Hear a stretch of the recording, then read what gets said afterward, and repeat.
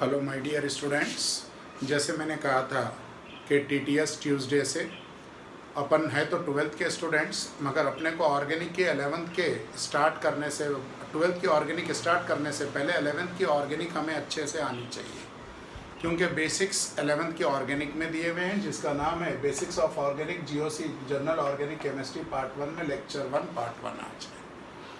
यानी कि आज हम जो 11th में पढ़ चुके थे वो चीज़ें अगर याद है तो रिवीजन हो जाएगा, और अगर वो भूल गए हैं तो हमें फिर से सीख लेने को मौका मिलेगा। ठीक है, चलो बेटा, आज अपन organic TTS Tuesday Thursday Saturday की क्लास में मैं ऑर्गेनिक पढ़ाऊंगा, और मंडे वेडनेसडे फ्राइडे में अभी जो फिजिकल चल रहा वो चलते रहेगा, और जब वो टॉपिक ख़त्म हो जाएगा तो दूसरा यूनिट जो है वो चलेगा। जब तक अपन बेसिक्स करेंगे तो प्लानिंग ये है कि बेसिक्स के साथ साथ अगर अपना फिजिकल ख़त्म हो जाए तो अपन फिर कंटिन्यू में पूरे ऑल द 6 डेज ऑर्गेनिक अगर स्टार्ट करें तो ऑल द 6 डेज ले सकते हैं, या बीच बीच में इनऑर्गेनिक के क्लासेस लेते चलेंगे। चल बेटा, चलिए स्टार्ट। देखो, ऑर्गेनिक केमिस्ट्री का मतलब है कार्बन की केमिस्ट्री, केमिस्ट्री ऑफ कार्बन। हम कार्बन से रिलेटेड सारी बात करेंगे, केमिस्ट्री ऑफ कार्बन, यानी कि हमें हर एक चीज़ कार्बन से रिलेटेड देखना है। तो आपको बता के चलूँ कार्बन के बारे में। भाई कार्बन आप कौन है? तो कार्बन कहता मैं 4th ए ग्रुप का मेंबर हूँ, ग्रुप नंबर 14 है। अगर ग्रुप नंबर मुझसे पूछा गया तो मैं 14 बोलूँगा, यानी पीरियोडिक टेबल में यहाँ से गिनता है 1 2 3 4 5 6, तो मुझे 14th वाले ग्रुप में कार्बन मिलेगा। इसका एटॉमिक नंबर यानी कि Z इसका 6 है, मास नंबर 2 है, एक 12 और एक 14, यानी मैं इसको ऐसे लिख सकता हूँ कार्बन और कार्बन, यहाँ पर एटॉमिक नंबर 6 और 6, तो एक का 12 हुआ, एक का 14। तो जिसका मास नंबर डिफरेंट होता है, आप जानते हो मास नंबर अगर चेंज हो जाए और एटॉमिक नंबर सेम रहे, यानी मास नंबर सर पे आता है, सर पे माने टोपी, तो इनको हम नाम देते हैं आइसोटोप्स। क्या नाम देते हैं भाई? आइसोटोप्स। यानी कि कार्बन के दो आइसोटोप्स, दोनों डेटा इंफॉर्मेशन देंगे। C12 एटॉमिक मास यूनिट की बेसिक स्केल है, और C14 एज ऑफ फॉसिल्स। ये C12 is used in AMU atomic mass unit, and C14 is used in age of fossils, age of fossil, जिसको कहते हैं carbon date देता है, तो कार्बन डेटिंग मेथड। उम्मीद है यहाँ तक अच्छे से बात समझ में आ गई होगी कि हम आज कार्बन के बेसिक्स देख रहे हैं। तो अब आपके पास 6 इलेक्ट्रॉन्स तो हैं, तो कार्बन का एटॉमिक नंबर 6, यानी कि इसके न्यूक्लियस में 6 प्रोटॉन, पहले ऑर्बिट में 2, दूसरे ऑर्बिट में 4। तो इलेक्ट्रॉनिक कॉन्फ़िगरेशन 1s2 2s2 4 हो गए, 2px में 1 और 2py में 1, यानी कार्बन के वैलेंस शेल में 4 इलेक्ट्रॉन्स हैं। क्लियर? कॉपी कर लो बेटा जल्दी से, ये तेजी से कॉपी करो। कार्बन 4th ए ग्रुप का मेंबर, या 14th group number 14, atomic number 6, mass number 2 possible है, एक 12 और एक 14, तो they are called as isotopes. Isotope में हैज मास नंबर चेंज होगा, एटॉमिक नंबर सेम रहेगा। Element having the same atomic number but different mass number are called as isotopes. Clear? और दोनों के यूज भी देख लिए। C12 एटॉमिक मास यूनिट, यानी कि आप कार्बन का एटॉमिक मास 16 है, आपने किसके रेफरेंस में तोल के लाया? C12 के रेफरेंस में तोल के लाया। एक पल्ले में C12 के 1/12 पार्ट यूज़ किया जाता है, दूसरी तरह उतने आइटम्स जोड़ दिए जाते हैं। Is it clear? Next C14 age of fossils, यानी डायनासोर इतने साल पुराना था, ये वुड इतने साल पुराना है, ये स्कल इतने साल पुराना है। ये कैसे डिटेक्ट करेंगे? कार्बन डेटिंग मेथड, इसको कहते हैं कार्बन डेटिंग मेथड, जिससे हम एज ऑफ फॉसिल्स माने जो पहले लिविंग थे अब डेथ हो गए। एज ऑफ रॉक्स यूरेनियम से निकाली जाती है। पहाड़ों की कितनी जिंदगी है या कितने पुराने पहाड़ हैं, रॉक्स हैं, माउंटेन्स हैं, वो यूरेनियम से निकाला जाता है, और जो पहले लिविंग था डेथ हो गया अब फॉसिल बन गया, वो कार्बन 14 से निकाला जाता है। क्लियर? कार्बन का एटॉमिक नंबर 6, तो आपको मालूम है उसका electronic configuration 1s2 2s2 2px1 2py1। अब मैं उसी से बात आगे वहां से आगे बढ़ा रहे हैं। कार्बन के पास 2 ऑर्बिट्स हैं, यानी सेकेंड पीरियड का मेंबर है, जितने ऑर्बिट वो पीरियड का मेंबर है। तो कार्बन का इलेक्ट्रॉनिक कॉन्फ़िगरेशन 1s2 एक है, 2s2 है, 2px1 है, 2py1 है। बेटा ये ग्राउंड स्टेट का है। कौन सा है ये? Ground state. एक्साइटेड स्टेट में क्या हुआ, ये जो आपका 2s2 था और ये जो 2px1y1 है, एक इलेक्ट्रॉन इधर प्रोमोट हो गया। ये अब हम लिख रहे हैं एक्साइटेड स्टेट। ये एक इलेक्ट्रॉन इधर प्रोमोट हो गया, तो एक नया एनर्जी लेवल बना, जिसको हाइब्रिडाइज्ड ऑर्बिटल्स आगे जाकर वर्ड देने वाले हैं अपन। ये 1, ये 2, ये 3। एस को मैं ब्लू से लिख लेता हूँ ताकि प्रोमोट हुआ इलेक्ट्रॉन तुम्हें दिखाई देगा। यानी 2s1 2px1 2py1 2pz1, यानी कार्बन के पास 4 अनपेड इलेक्ट्रॉन्स। कितने? 4। अब देखो अगर कार्बन के पास 4 अनपेड इलेक्ट्रॉन्स हैं, 1 2 3 4, और यहाँ पे 4 इलेक्ट्रॉन्स मिस्टर हाइड्रोजन यूनिवैलेंट है।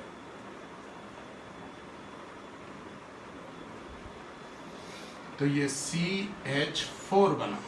CH4 में ये भी अब बाउंड पेयर हो गया, ये भी बाउंड पेयर हो गया, ये भी बाउंड पेयर हो गया, ये भी बाउंड पेयर। तो बेटा CH4 में ये बाउंड पेयर किसका है भाई? आप ये बताओ किसका है? ये S का, ये 2p के हैं। क्लियर? तो देखो ये बाउंड पेयर में ये नीचे मैं अंडरलाइन करूँ, ये कितना S, तो आपने S में एक पेयर देखा, ये पेयर हुआ, S में 1 पेयर, S के अंदर 1 बाउंड पेयर, और P के अंदर 3 बाउंड पेयर की बात हो रही। तो अब बेटा S में 1 बाउंड पेयर, P में कितने बाउंड पेयर तुम्हें देखने को मिल रहा है? 3। तो इसका हाइब्रिडाइजेशन हो गया sp3। Is it clear? समझ में आ रही है? हाँ या ना? और यहाँ पर लॉन्डॉफ ने यहाँ इसका स्ट्रक्चर देखा तो एक की बाउंड लेंथ ज़्यादा, फिर ये थोड़ी कम, ये और थोड़ी कम, ये सबसे कम, यानी इसका स्ट्रक्चर आएगा टेट्राहाइड्रल। 4 हाइड्रोजन है, अगर नहीं होते तो टेट्रागोनल लिखते। Bond angle 109 degree 28 minute. तो याद कर लो। अब कार्बन के सेकेंड ऑर्बिट में S और P होता है, तो कार्बन की मैक्सिमम कोवैलेंसी सिर्फ कितनी रहेगी? 4। मैक्सिमम की कोवैलेंसी ओनली 4। कॉपी करो बेटा, पूरा यहाँ से यहाँ तक कॉपी करो, वो पहले कर चुके थे आप।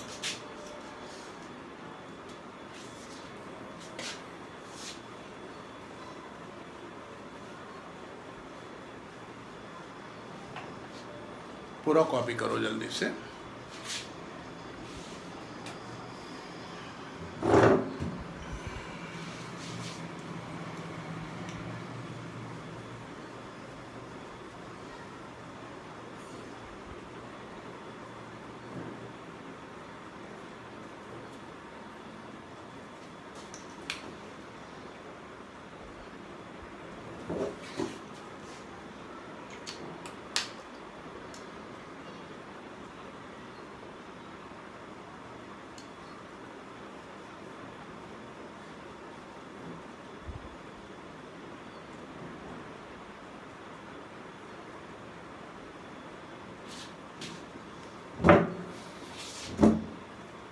कॉपी करो जल्दी से।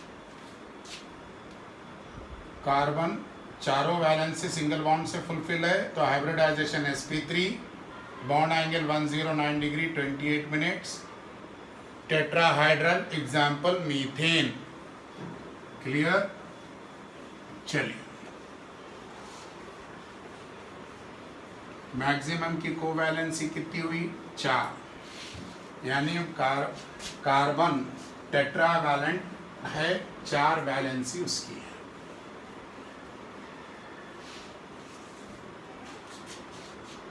अब देखो भाई, ये आपके पास CH4 था, तो ये हमने ये कार्बन, ये चारों हाइड्रोजन लिखे। अब ये एक वैलेंसी हट के यहाँ एक CH3 और आ रहा है, तो यानी कि ये H, ये H, ये H, ये H, H और H, इसको कहते हैं बाउंड रिप्रेजेंटेशन। तो ये कार्बन का भी 4 वैलेंसी, ये कार्बन की भी 4, तो हम इसका भी हाइब्रिडाइजेशन बोलेंगे sp3 और इसका भी हाइब्रिडाइजेशन बोलेंगे sp3। इसका मॉलिक्यूलर फार्मूला क्या हुआ, 2 कार्बन है 6 हाइड्रोजन। कई बोलते हैं कि बताओ टोटल सिग्मा बाउंड्स कितने हैं, तो काउंट करो भाई, 1 2 3 4 5 6 7, टोटल सिग्मा बाउंड 7, ये भी ध्यान में रखेंगे। यहाँ तक क्लियर है। ये कार्बन का भी बाउंड एंगल 109 डिग्री 28 मिनट्स हो रहा होगा, इसका भी 109 डिग्री 28 मिनट्स। अब मैं इसको बाउंड रिप्रेजेंटेशन नहीं करके लाइन रिप्रेजेंटेशन करूं, तो ये सिर्फ ऐसे रहेगा, यानी ये एक कार्बन हो गया, ये दूसरा कार्बन। लाइन डायग्राम में हाइड्रोजन को रिप्रेजेंट नहीं किया जाता है, लाइन डायग्राम में हाइड्रोजन को रिप्रेजेंट नहीं किया जाता। अब अगर मुझे उन्होंने ये ऐसे दिया, इसका मतलब यहाँ एक कार्बन, यहाँ दूसरा कार्बन, यहाँ तीसरा कार्बन, ये एक H, ये एक H, ये एक H, ये एक H, ये एक H, ये एक H, ये एक H, ये total number of sigma bound कितने होते हैं आप खुद वर्कआउट करके डालेंगे इसको।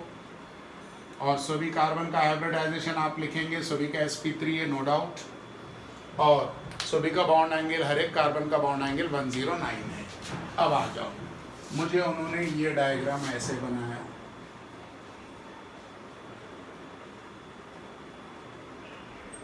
इसका मतलब हुआ यहाँ एक कार्बन है, यहाँ एक कार्बन है, यहाँ एक कार्बन है, 1 2 3, फिर इसके नीचे भी एक कार्बन है, ये भी एक कार्बन है, ये भी एक कार्बन है, ये भी, यानी ये मैंने आपको बाउंड रिप्रेजेंटेशन किया। ये होता है लाइन डायग्राम और ये हो गया बाउंड डायग्राम।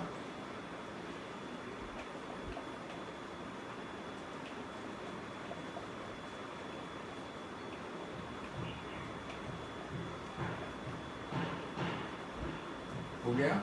अब इसका मॉलिक्यूलर फार्मूला कैसे लिखोगे, ये आप CH3 लिखोगे, फिर उसके बाद CH2 लिखोगे, ये आ गया पूरा CH3, ये आ गया CH2। अब ये आपके पास आएगा C, ब्रैकेट के अंदर ये आएगा CH3। इसको मैं कलर चेंज कर रहा हूँ, जो ब्रांच में है उसको मैं कलर चेंज कर रहा हूँ। यहाँ पे C के साथ H है, आपने CH लिख लिया, ब्रैकेट में आएगा CH3, यहाँ पर आप लिखेंगे CH,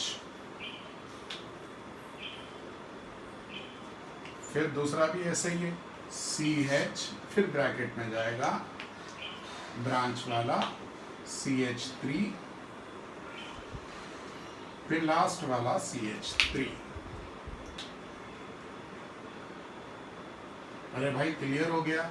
अब उन्होंने मुझे दिया CH3 टेकन 3, C, फिर CH2 टेकन 2, फिर CH3 टेकन 2, फिर उन्होंने दिया CH3 और फिर उन्होंने दिया मुझे CH3। अब मैं इसको लिख रहा हूँ।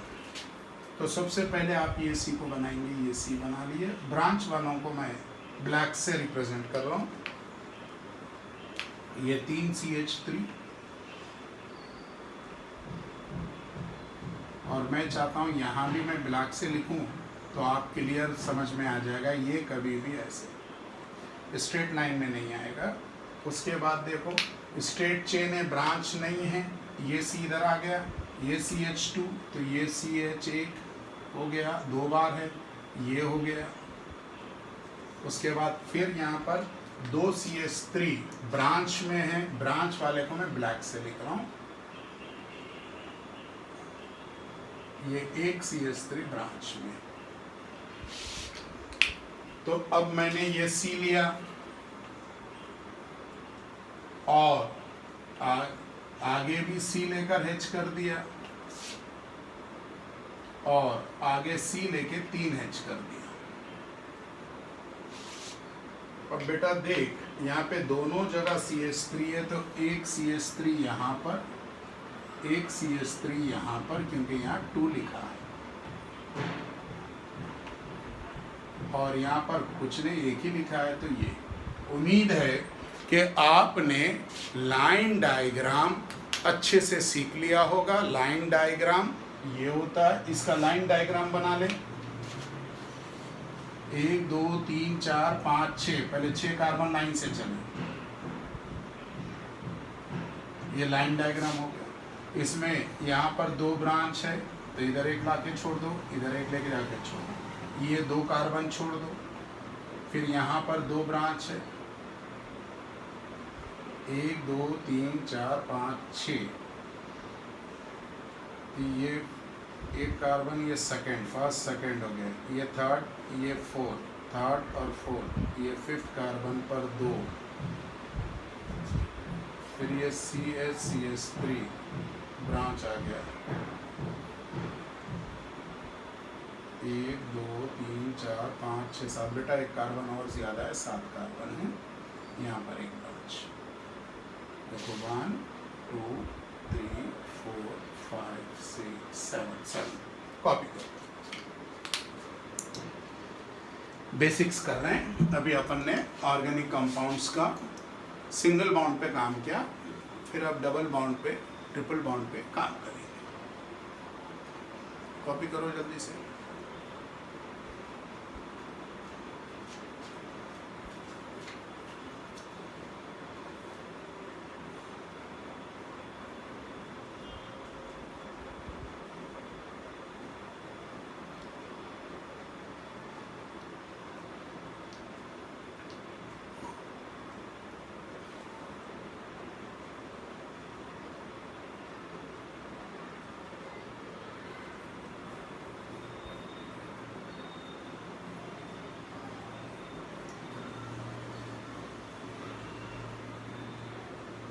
हो गया, चलिए।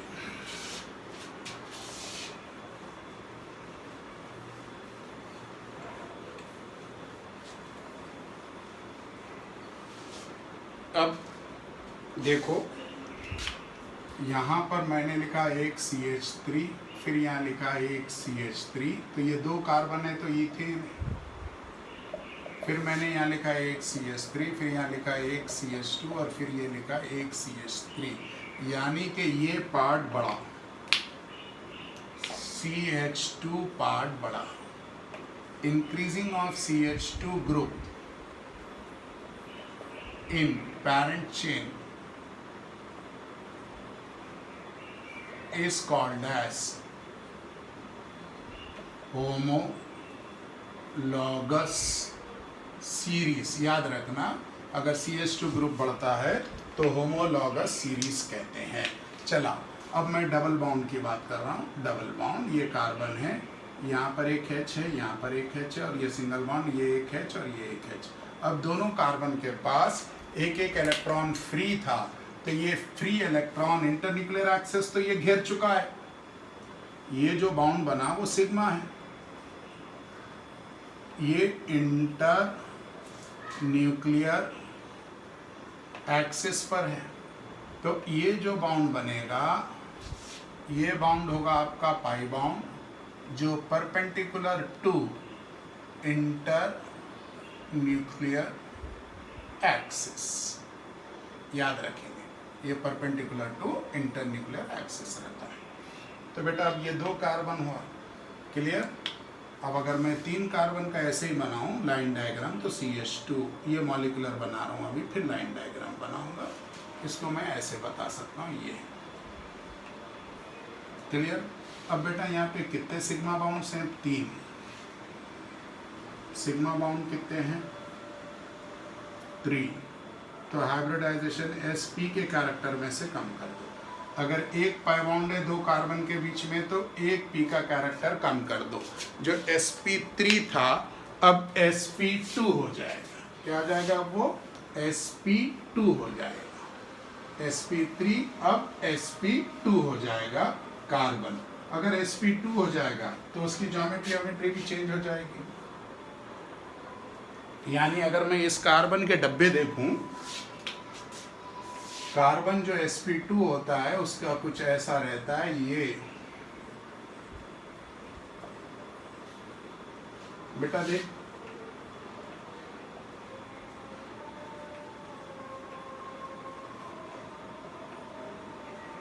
और ये जो बाउंड है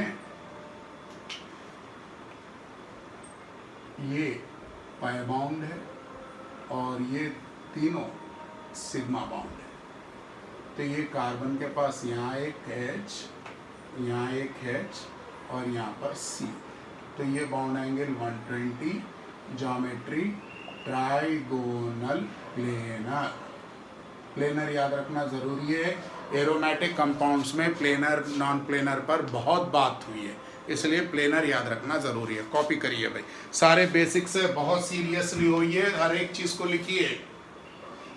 ये डबल बॉन्ड से रिलेटेड कॉपी करो, फिर मैं ट्रिपल बॉन्ड से रिलेटेड लिखाऊं।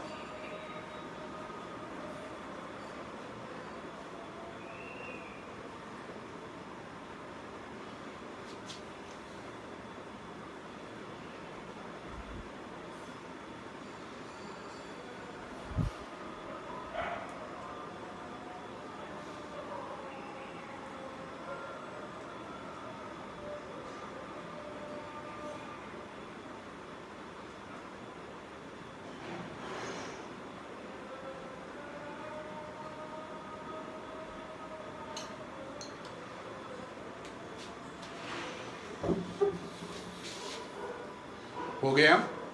चलिए अपन आज ऑर्गेनिक स्टार्ट करें, जो ट्यूसडे थर्सडे सैटरडे की क्लास में चलेगी।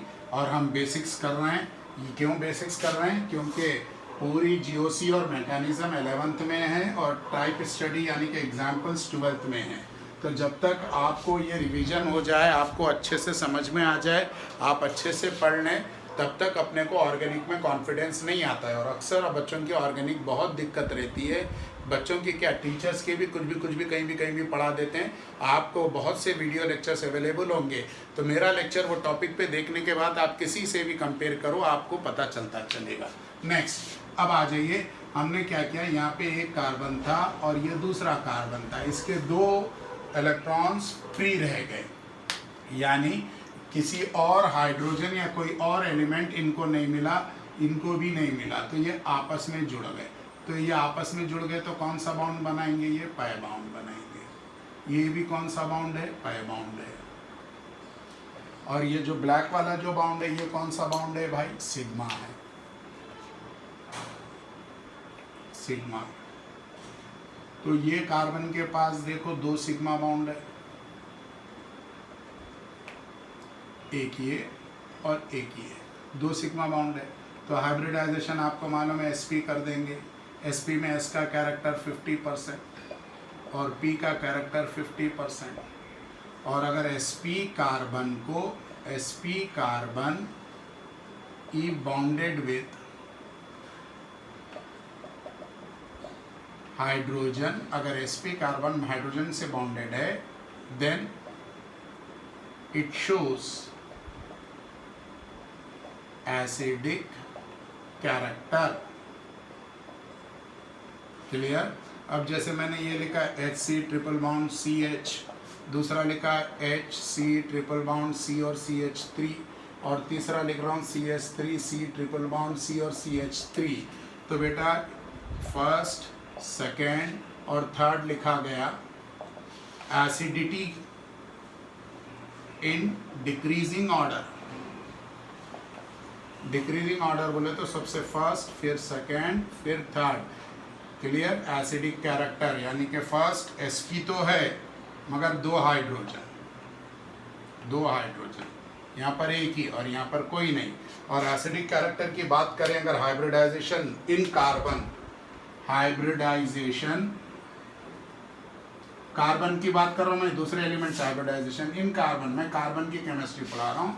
तो sp वाला more acidic, then sp2 and then least sp3। Carbon की बात कर रहा हूँ, दूसरे एलिमेंट्स की नहीं। अब मैं इन तीनों के लाइन डायग्राम बना रहा हूँ। पहले का तो लाइन डायग्राम बेटा C2H2 है तो लाइन डायग्राम यही रहेगा बस। दूसरा है C3, देखो 1 2 3 और हाइड्रोजन 4 है, CnH2n-2 फार्मूला है। फार्मूला क्या है? CnH2n-2 एल्कीन्स का, ठीक है ना। ट्रिपल बॉन्ड अल्काइंस का ये होता है। तो ये इसका मैं बना रहा हूं, देखो याद रखो, ये एक कार्बन है, ये दूसरा कार्बन और ये तीसरा, ऐसे रहेगा। और यहाँ C4 H6, ये कैसे आएगा? तो ये ऐसे आएगा, ये एक कार्बन, ये दूसरा, ये तीसरा और ये चौथा। इसको कई पैकेजेस में भी ये डायग्राम गड़बड़ है, टर्न दिया है, क्योंकि ये जब हाइब्रिडाइजेशन में कार्बन शोज sp हाइब्रिडाइजेशन तो बॉन्ड एंगल 180 डिग्री होता है और ये लीनियर होता है। और लीनियर हुआ तो ये डायग्राम में ऐसे नहीं बना सकता, ऐसे करके ये गलत हो जाएगा, क्योंकि 180 डिग्री टर्न नहीं हो सकता, लीनियर होता है। इसलिए कुछ पैकेजेस में, कुछ बुक्स में गड़बड़ है, कंप्यूटर ऑपरेटर की गड़बड़ है, वो राइटर की नहीं। Is it clear? कॉपी कर लो तेजी से। यानी हमने कार्बन के हाइब्रिडाइजेशन पे काम कर रहे हैं, लाइन डायग्राम सीख लिए, एसिडिक कैरेक्टर सीख लिए, हाइब्रिडाइजेशन निकालना सीख लिए, बॉन्ड एंगल सीख लिए, ज्योमेट्री सीख लिए। जल्दी से कॉपी करो।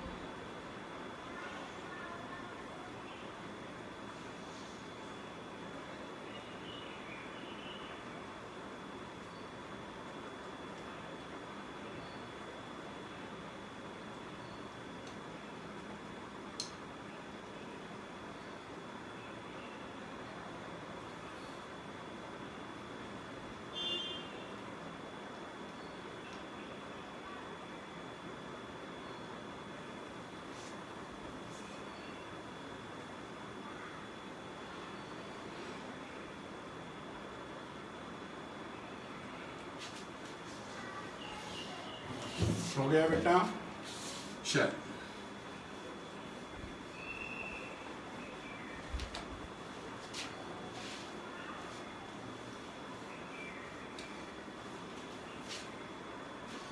देखो मैंने यहां लिखा एल्केन। चल, मैंने यहां लिखा एल्केन, तो इसका general formula CnH2n+2, CnH2n+2, CnH2n+2। मैंने लिखा एल्कीन CnH2n, बस। मैंने लिखा एल्काइन CnH2n-2। इसमें कार्बन का जनरली हाइब्रिडाइजेशन sp3, कार्बन का जनरली sp2, कार्बन का जनरली sp। ये होगा टेट्राहाइड्रल, ये होगा ट्राइगोनल प्लेनर और ये होगा लीनियर। मैं तो सिलेंडर मुझे सही लगता है वर्ड, मगर ये लोग लीनियर कहते हैं तो मुझे भी लीनियर कहना पड़ता है। ये 109 डिग्री 28 मिनट्स बॉन्ड एंगल्स हैं, ये अपन देख चुके। अब ज़रा ध्यान से देखो, ये मेरे पास CH3 है और ये भी CH3 है। ये दोनों कार्बन के बाउंड क्लीवेज हो गए। या मेरे पास ये CH3 है और मेरे पास यहाँ पर मान लो क्लोरीन है, क्योंकि क्लोरीन से रिलेटेड हालो एल्केन्स अपना पहला टॉपिक है, तो उसी को भी मैं ले रहा हूँ। यहाँ पर ये डॉट, यहाँ पर ये डॉट है, यानी कि ये दोनों केसेस में कार्बन अपना ओन इलेक्ट्रॉन से अलग हो रहा हो। अगर मैं इसको बॉक्स से आपको बताऊं तो देखो, ये कार्बन का 2s जिसमें हाइड्रोजन के साथ एक इलेक्ट्रॉन है, और ये 2p में हाइड्रोजन के साथ एक इलेक्ट्रॉन है, ये भी 2p में हाइड्रोजन के साथ एक इलेक्ट्रॉन है, और ये इलेक्ट्रॉन यहाँ पर अकेला है। ये इलेक्ट्रॉन यहाँ पर अकेला है। तो ये इलेक्ट्रॉन को हम कहते हैं फ्री इलेक्ट्रॉन। क्लियर? तो 3 बाउंड पेयर है, तो हाइब्रिडाइजेशन होगा sp2। और इस मिथाइल को आप ऐसे बताओगे CH3 के ऊपर डॉट, और इसका नाम होगा मिथाइल। फ्री वाला भी इलेक्ट्रॉन है, फ्री रेडिकल। क्या बोलोगे इसको? मिथाइल फ्री रेडिकल, चाहे ये वाला पार्ट आ जाए या ये वाला, ये दोनों केस में। क्लियर? अब देखो मैंने यहाँ पे CH2 लिखा है, यहाँ डबल बॉन्ड, यहाँ CH2 है, या फिर CH2 double bond C double bond O है, या फिर CH2 double bond N coordinate bond single bond N है। क्लियर? समझ में आ रही बात? तो बेटा इसमें जब टूटेगा तो ये कार्बन के पास 2 फ्री इलेक्ट्रॉन्स बच जाएंगे। तो मैं यहाँ पे बता रहा हूँ,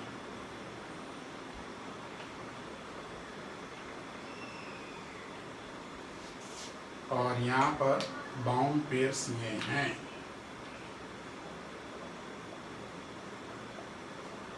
क्लियर? इसको हम कहेंगे कार्बीन, इसको लिखेंगे CH2 डॉट्स, 2 डॉट्स आ गए तो नाम हो गया कार्बीन फ्री रेडिकल। क्लियर? चलो कॉपी करो जल्दी से, पूरा जितना बोर्ड पे पूरा कॉपी करो जल्दी से।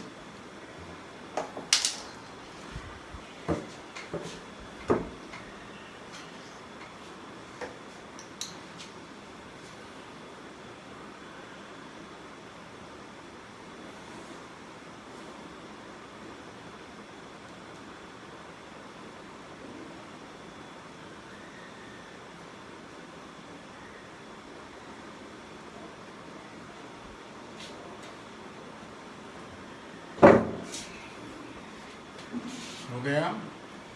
अगर कुछ छूट जाता है तो पॉज करके वो लिखो, छोड़ो कुछ मत, सीखो भाई। एग्जाम्स तो मार्च अप्रैल में हो ही जाएंगे, इसलिए अच्छे से सीख लो। 25% सिलेबस कम किया गया है, ये सुनने में आया है, और थर्सडे इन लोगों की मीटिंग है, तो कौन कौन से यूनिट्स कम हुए हैं वो आपको बता दी जाएगी। चलिए, कार्बिन फ्री रेडिकल पे बात हो रही थी अपनी। ये कार्बिन, अभी अपन क्लीवेज नहीं पढ़ रहे हैं, अभी सिर्फ कार्बन का हाइब्रिडाइजेशन सीख रहे हैं, क्लीवेज नहीं पढ़ रहे हैं। अक्सर टीचर्स इन लोगों को क्लीवेज में पढ़ाते हैं, भाई ये क्लीवेज में इसका हाइब्रिडाइजेशन ये है, वहाँ पे मज़ा नहीं आता, वहाँ रटा रटाई वाली बात दिखती है। यहाँ सीखिए कार्बिन फ्री रेडिकल। भाई कार्बिन फ्री रेडिकल CH2 के पास 2 अनपेड इलेक्ट्रॉन्स है, 2 अनपेड इलेक्ट्रॉन्स। कितने अनपेड इलेक्ट्रॉन्स है? 2। तो अब जरा आप देखो, केस देखो जरा, ये मेरे पास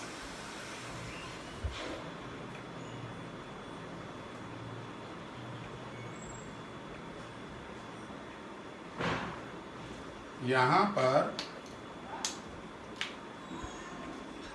हाइड्रोजन है, यहाँ भी हाइड्रोजन है।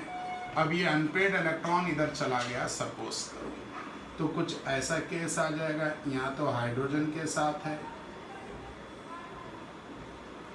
यहाँ भी हाइड्रोजन के साथ है, मगर ये पेड हो गया, यानी यहाँ पर कंडीशन हो गई, ये S है और ये P है, तो S 2 bound pair, 2 lone pair, 1, तो हाइब्रिडाइजेशन sp2 होगा, क्योंकि लोन पेयर और बाउंड पेयर, लोन पेयर भी हाइब्रिडाइजेशन में गिना जाता है, हाइब्रिडाइजेशन sp2 होगा। तो sp2 का बॉन्ड एंगल 120 यहाँ नहीं करेंगे, 120 नहीं होगा, क्योंकि लोन पेयर आ गया। वेस्पर काम करेगी, कौन सी थ्योरी? वेस्पर काम करेगी, तो बॉन्ड एंगल 102 होगा, बॉन्ड एंगल 102 होगा, और इसका नाम है कार्बीन सिंगलेट। अब ये कार्बीन सिंगलेट क्यों आएगा? जब मैं क्लीवेज ऑफ बाउंड पढ़ाऊंगा तब सिखाऊंगा। अभी मैं सिर्फ कार्बन के बॉन्डिंग पर काम कर रहा हूं, कार्बन के हाइब्रिडाइजेशन पर। अब भाई ये पेयरिंग नहीं हुई, जैसा था ऐसे ही है।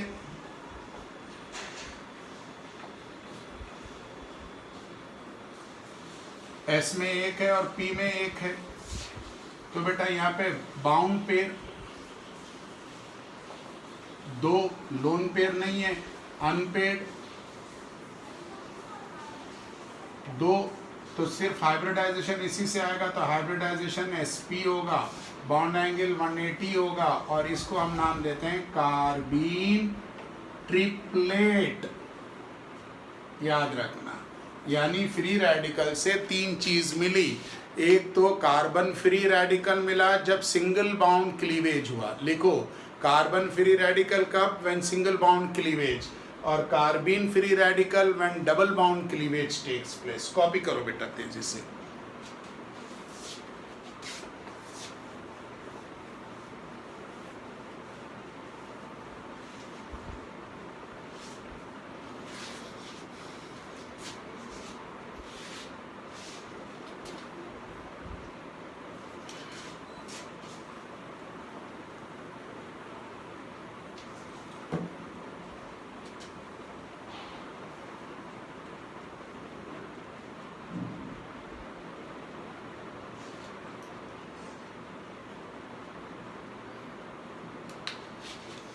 यहाँ बड़ा बड़ा लिखो, if unpaired electrons are present, unpaired electrons are present, unpaired electron अगर प्रेजेंट होते हैं, इट शोज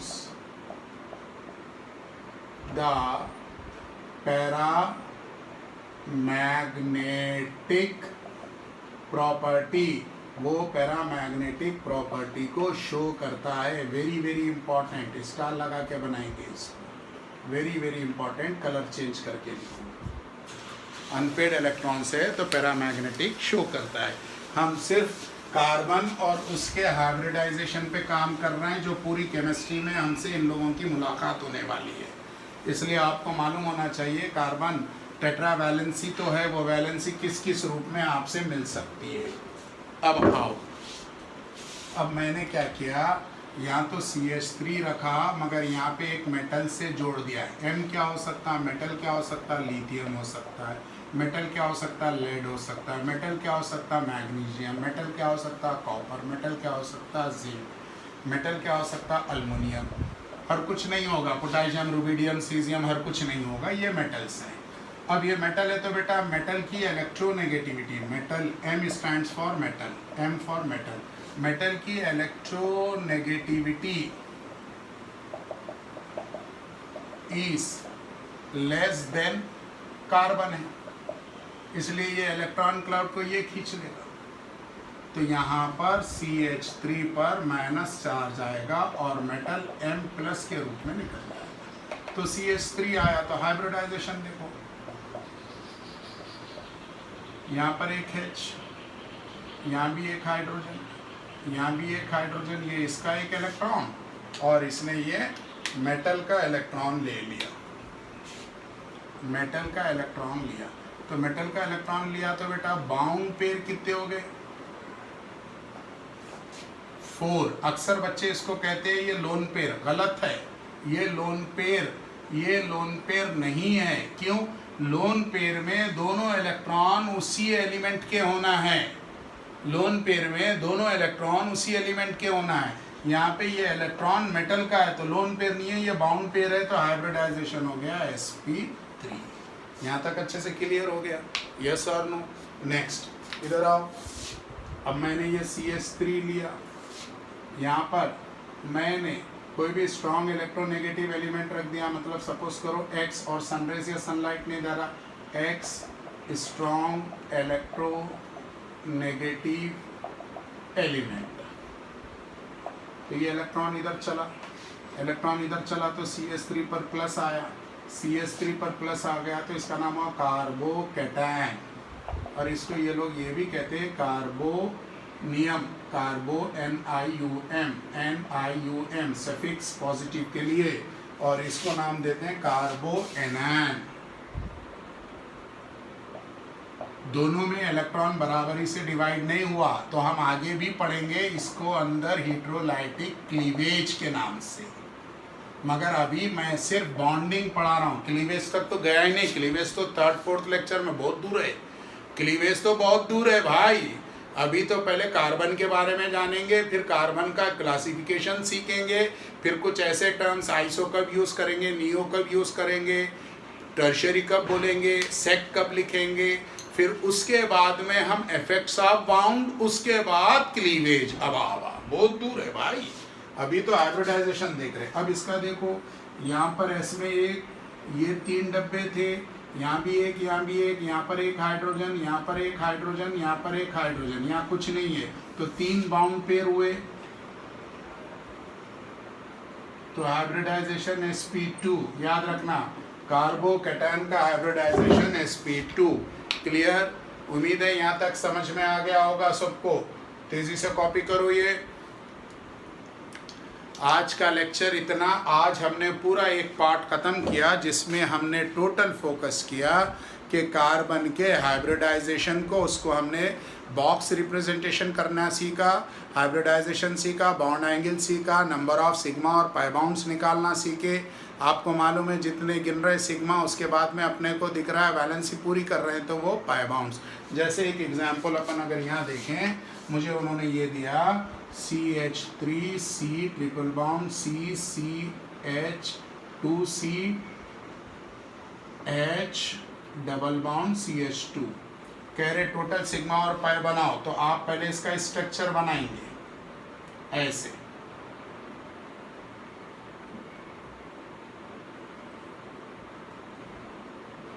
ऐसे बनाएंगे, उसके बाद गिन लेंगे।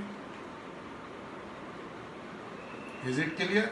सिग्मा बाउंड कितने हो गए देखो, 1 2 3 4, इसमें एक ही गिनना, 5 6 7 8 9 10, एक ही गिनना, 11 12 13, तो सिग्मा आपके पास 13 आ गए। पाई बाउंड 1 2 और 3, पाई बाउंड कितने 3 हो गए। क्लियर? समझ में आ रही बात? फार्मूला देखो, 1 2 3 4 5 6 कार्बन हो गए। हाइड्रोजन देखो 3 4 5 6 7 8, दोनों को जोड़ो, हाइड्रोजन 2 3 4 5 6 7 8, 6 और 8 कितने हो गए 14, -1 करो, 14 - 1 equals to sigma bond alicyclic में। देखो 13 सिग्मा बॉन्ड हो गए। पाई बॉन्ड तो देखकर बता देंगे। यहाँ तक समझ में आ गया? ये total number of sigma and pi bonds निकालने की शॉर्ट ट्रिक। क्लियर? ओके बेटा, आज की क्लास इतना, यहाँ तक अच्छे से सीखना। कल अपना वेडनेसडे रहेगा तो कल फिजिकल चलेगी, जिसमें मैं आपको कोलॉइडल सॉल्यूशन का क्लासिफिकेशन और उसकी प्रिपरेशन, इस वीक में मुझे लगता है सरफेस केमिस्ट्री भी ख़त्म हो जाएगा। भाई आपके जो है पहला सॉल्यूशन ख़त्म हुआ है, फिर 2 इजी हल्के वाले टॉपिक ख़त्म हो रहे हैं, एक पॉलीमर ख़त्म हुआ, दूसरा सरफेस, उसके बाद अब एक कोई अच्छा वाला टॉपिक स्टार्ट करेंगे जो टफ वाला रहता है। ठीक है ना? मार्क्स में मत जाओ, वेटेज तो उसका भी 4-5 नंबर, इसका भी 4-5 नंबर, सरफेस केमिस्ट्री भी आपके 5 नंबर है, सॉल्यूशन भी 5 है। मगर सॉल्यूशन में सीखना बहुत पड़ता है, क्योंकि अगर आप कंपटीशन लिखेंगे तो सॉल्यूशन आपको निकालेगा। कंपटीशन में सॉल्यूशन के क्वेश्चंस आपको रोक सकते हैं, सरफेस के सिंपल है, ना आपको रोकेंगे ना आपके कॉम्पिटिटर को रोकेंगे। ओके, थैंक यू बेटा।